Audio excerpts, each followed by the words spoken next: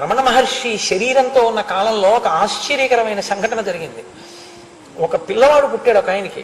వాడు ఎంత ఉన్మాదిగా పుట్టాడంటే అసలు వాడు నిద్ర కానీ తెలివి వస్తే ఇక వాడిని పట్టుకోలేరు, ఇనప గొలుసులతోటే కట్టాలి. అలా ఊగిపోయేవాడు ఉన్మాదంతో. ఆయన ఐశ్వర్యవంతుడు, పాపం కొడుకు చంద్రబింబంలా ఉన్నాడు, ఇలా ఉంటున్నాడని ఆయన తీసుకెళ్ళని మహాత్ములు లేడు. ఆసేతు హిమాచల పర్యంతం ఎవరి దగ్గర లొంగలేదు. ఎవరో ఒక ఆయన అన్నాడు, రమణ మహర్షి ఆశ్రమానికి తీసుకెళ్ళండి అన్నారు. ఆయన్ని వాహనంలోంచి గొలుసులతో కట్టినట్టుగా కాళ్ళు చేతులు 10 మంది పట్టుకుని తీసుకెళ్లారు. రమణ మహర్షి ఒక సోఫాలో ఇలా పడుకుని ఉండేవారు. ఆయన పడుకుని ఉన్నారు. ఈ పిల్లవాడిని తీసుకెళ్లారు, అంతే.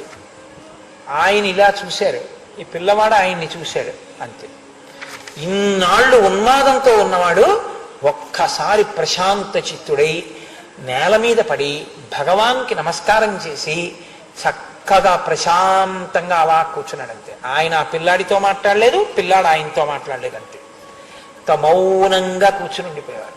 బ్రహ్మజ్ఞానులు వాళ్ళ వైభవమే. వాళ్ళ కోసం ప్రాణులు అలా వెంపర్లాడతాయి.